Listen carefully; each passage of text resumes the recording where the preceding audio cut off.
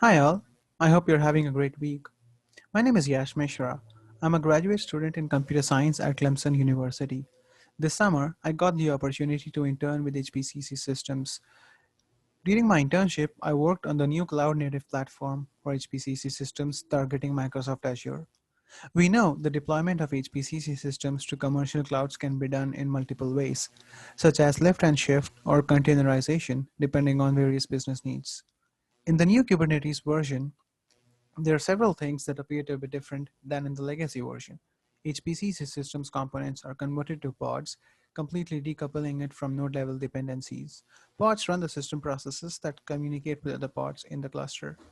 Moreover, the underlying storage architecture and scaling also changes. In an effort to understand how HPC systems run in a cloud native environment, I explore these options on Azure and Kubernetes to assess the capabilities. Moving on to Kubernetes deployment in Azure.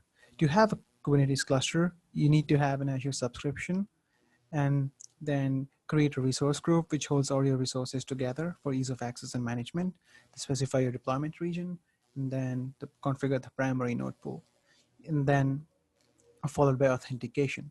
Now, authentication, service principal or managed identity, is needed to dynamically create and manage other Azure resources, such as an Azure load balancer or container registry. Then you specify the Helm manifests, or Helm charts as we call it. Helm uses a packaging format called charts, and a chart is a collection of files that describe related set of Kubernetes resources. Now all the HPCC components converted to containers have a corresponding Helm file associated with them, and this Helm file pulls in the container image from the corresponding HPCC Docker files. For storage, there are Azure File and Azure Disks.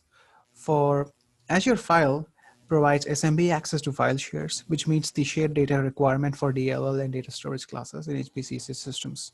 On the other hand, Azure Disk is mounted only as read-write once, and so is restricted only to a single pod.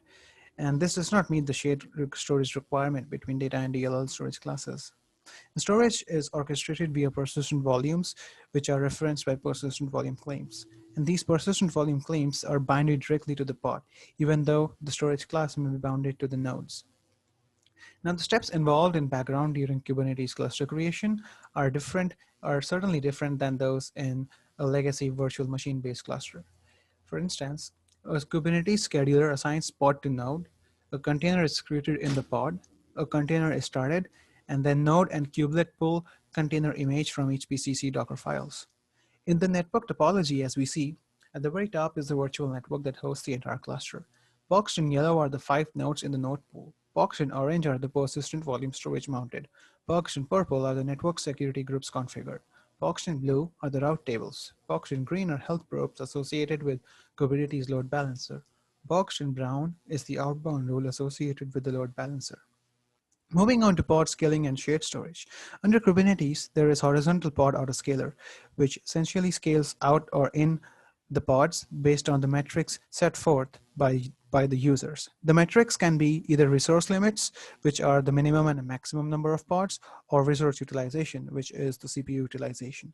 In this example, two more Thor worker pods are created, scaled out due when running the job, and these pods are spawned only or exist only during runtime and are terminated after the job is completed. Another factor to consider are the cloud costs. The cloud costs vary by region, and so selecting a different region might be cheaper, but it might also impact the latency. And some of the challenges while working under the Kubernetes is being a completely new environment and a significant amount of work being in progress with the development team. Getting data in and out of the cluster is ongoing, and also persisting data longer than the Helm charts. While this can be accomplished by exploring alternate storage options like Azure Blob or Azure Data Lake.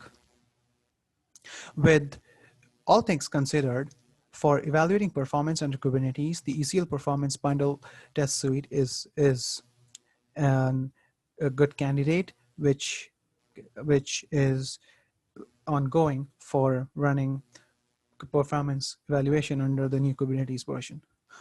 Although with importing and exporting data being solved down the line, extensive comparisons between performance can be made between the Kubernetes and then the legacy version, which would give a comprehensive understanding of how HPCC systems run in a cloud environment.